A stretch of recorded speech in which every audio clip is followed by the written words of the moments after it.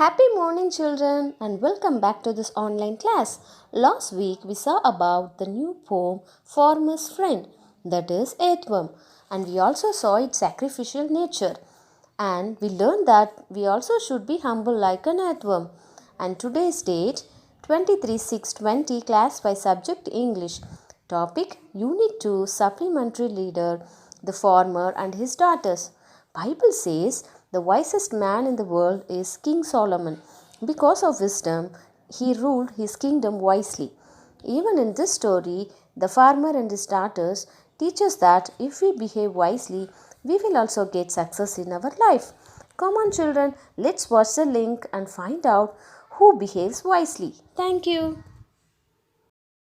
Glossary. இந்த பாடத்தில் ரொம்ப அதிகமான கஷ்டமான வார்த்தைகள் இல்லை, எல்லாமே தெரிஞ்சதாக தான் இருக்குது.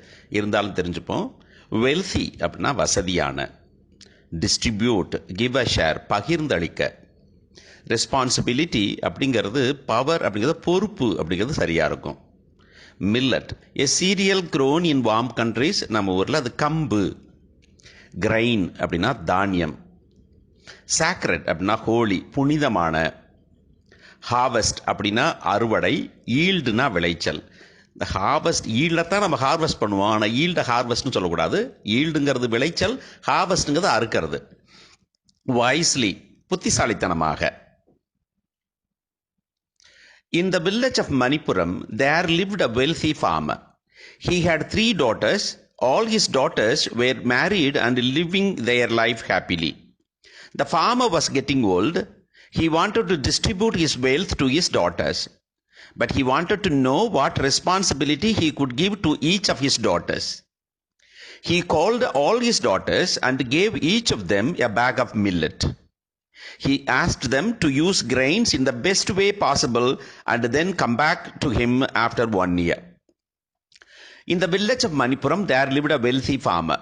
மணிப்புரம் அப்படிங்கிற ஒரு கிராமத்தில் ஒரு வசதியான விவசாயி வாழ்ந்து வந்தார். He had 3 daughters. அவருக்கு 3 மகள்கள் இருந்தனர். All his daughters were married and living their life happily. எல்லா மகள்களுமே திருமணம் முடிந்து அவங்க வாழ்க்கையை சந்தோஷமாக வாழ்ந்து கொண்டிருந்தார்கள். The farmer was getting old. இந்த விவசாயிக்கு வயசாகி போனது. He wanted to distribute his wealth to his daughters. அவர் வயசாகி போனதுனால அவருடைய சொத்துக்களை வந்துக்கிட்டு இந்த 3 பேர்த்துக்கும் பகிர்ந்தளிக்க விரும்பினார். But he wanted to know what responsibility he could give to each of his daughters. ஆனால் அவர் தெரிஞ்சுக்க விரும்பினார்னா எந்தெந்த பொறுப்பை யாராருக்கு எந்த மகளுக்கு கொடுக்கறது அப்படிங்கிறத தெரிஞ்சுக்க விரும்பினார்.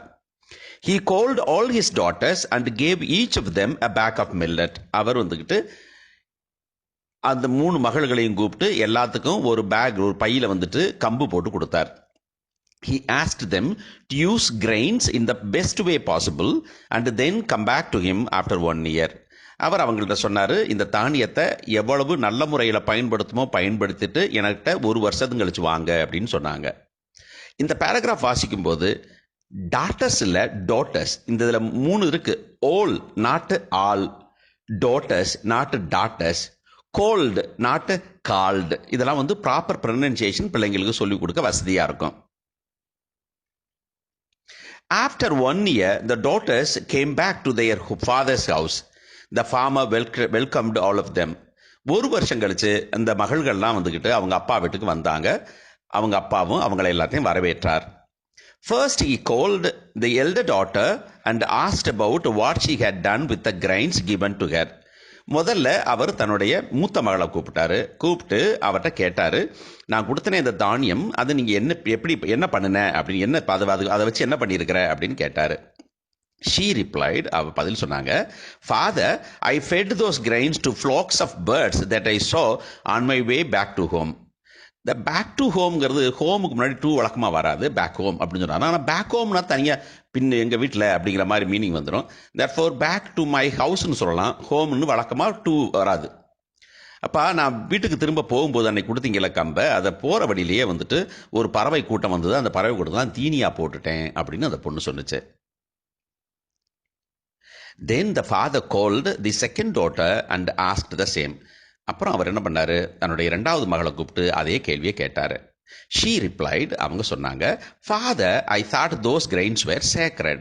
நான் நினச்சேன் இது வந்து ரொம்ப புனிதமானது கிரெயின்ஸ் அப்படின்னு நினச்சேன். So I mixed those with other grains kept for community food service. அதனால் என்ன பண்ணேன், இதை நான் வந்துட்டு கம்யூனிட்டி ஃபுட் சர்வீஸ், இந்த ஊருக்கு சாப்பாடு போடுறதுக்காக நான் வச்சுருப்பேன் இல்லையா, அந்த தானியத்தோடு அதை நான் கலந்து வச்சுட்டேன் அப்படின்னு சொன்னாங்க. So that every one could have it. அது நான் ஊருக்கெல்லாம் போடுறதுனால எல்லாத்துக்கும் கிடைக்குமே அப்படின்னு போட்டு வச்சுட்டேன்னு சொன்னாங்க. இதில் முக்கியமான விஷயம், இந்த ஸோ தேட்டுங்கிறது வந்துட்டு போட்டு தனி சென்டென்ஸாக எழுத முடியாது, அது வந்துட்டு அது சரியாக வராது. ஸோ இது வந்து இங்கே வந்துட்டு போட்டு அதெல்லாம் வந்து ரெட் கலரில் போட்டுக்கிறேன். தர்ஃபோர் நம்ம வந்து இந்த ரெண்டு சென்டென்ஸையும் ஒன்றா சேர்த்து ஸ்மால் லெட்டரில் போடணும். So I mixed those with other grains kept for community food service so that every one could have இட்டுங்கிறது தான் கரெக்டாக இருக்கும். இந்த ஃபுல் ஸ்டாப் வச்சுட்டு தனி சென்டென்ஸாக ஆரம்பிக்க முடியாது. After this the third daughter came. அதுக்கப்புறம் மூணாவது மகள் வந்தாள். The farmer asked her about the grains. இந்த விவசாயி அந்த மகள்கிட்ட வந்துக்கிட்டு அந்த தானியத்தை பற்றி கேட்டார். ஷீ செட், அவ சொன்னாங்க, ஃபாதர், அப்பா, I don't have those grains with me now. என்கிட்ட அந்த தானியம் இப்போ என் கையில் இல்லை. I need 2 bullocks and men to get the grains. எனக்கு 2 காளமாடும் மனுஷங்களும் வேணும், மனிதர்களும் வேணும் அந்த கிரைன்ஸ் எடுத்துகிட்டு வர்றதுக்கு அப்படின்னு சொன்னாங்க. Father was confused and asked her. அவங்க அப்பா ரொம்ப குழப்பமாயிட்டார். அவங்க அப்பா கேட்டார், why do you need bullocks and men to bring the grains here? நான் ஒரு பேக் தான் கிரைன்ஸ் கொடுத்தேன், அதை கொண்டு வரதுக்கு எதுக்கு உனக்கு காளமாடும் மனுஷங்களும் வேணும் அப்படின்னு கேட்டார். The daughter smile and replied. இந்த மக வந்துட்டு கடைசி மக புன்னையை புரிந்து கொண்டே பதில் சொன்னாங்க. I sowed those grains and now it has grown as crops. நான் வந்து அந்த கிரைன்ஸை வந்துட்டு தானியத்தை வந்துக்கிட்டு விதைச்சிட்டேன் நிலத்தில். இப்போ அது வளர்ந்து பயிராக நிற்கிது. So I need a bullock cart and men to harvest and bring back the grains. So அதுக்காகத்தான் அறுவடை செய்கிறதுக்கு மனுஷனும் அதை கொண்டு வர்றதுக்கு எனக்கு வந்து மாட்டு வண்டியும் எனக்கு வேணும் அப்படின்னு சொன்னாங்க. Father was happy to know that she used the grains wisely. அவங்க அப்பாவுக்கு ரொம்ப சந்தோஷம், அவள் வந்து புத்திசாலித்தனமாக தானியத்தை பயன்படுத்தியிருக்கிறா அப்படின்னு சொல்லிட்டு. Father found her apt and gave her the responsibility of the fields. அப்போ இவ தான் அதுக்கு பொருத்தமானவ, ஆப்ட்னா பொருத்தமானவ அப்படின்னு கண்டுபிடிச்சு அந்த நிலம் வயல்களை வந்துக்கிட்டு எடுத்துக்கிற பொறுப்பை வந்துட்டு அந்த சின்ன மகள்கிட்ட கொடுத்தாரு. He distributed his other wealth equally among the other 2 daughters. So நிலத்தை புறா இவங்கள்ட்ட கொடுத்துட்டு மீதி இருக்க சொத்தெல்லாம் மற்ற 2 டாட்டர்ஸ்க்கும் பிரித்து கொடுத்தாரு அப்படின்னு சொல்கிறாங்க. ஸோ எந்த வேலை செஞ்சாலும் வித்தியாசமாக புத்திசாலித்தனமாக செஞ்சால் தான் நீங்கள் சக்ஸஸ்ஃபுல்லாக இருக்க முடியும். தேர்ஃபோர் ஒரே வேலை தான், ஒரே பொறுப்பு தான். அந்த பொறுப்பை வந்துட்டு யார் நல்லா செய்கிறாங்க அப்படின்னு பார்க்கும்போது நீங்கள் எவ்வளோ புத்திசாலித்தனமாக கான்சென்ட்ரேட் பண்ணி நல்ல செய்கிறீங்களோ அந்த அளவுக்கு உங்களுக்கு வெற்றி கிடைக்கும். வெற்றி கிடைச்சதுனாக்கும் உங்களுக்கு வேண்டிய பலன்களும் வந்து சேரும் அப்படிங்கிறது தான் இந்த கதை.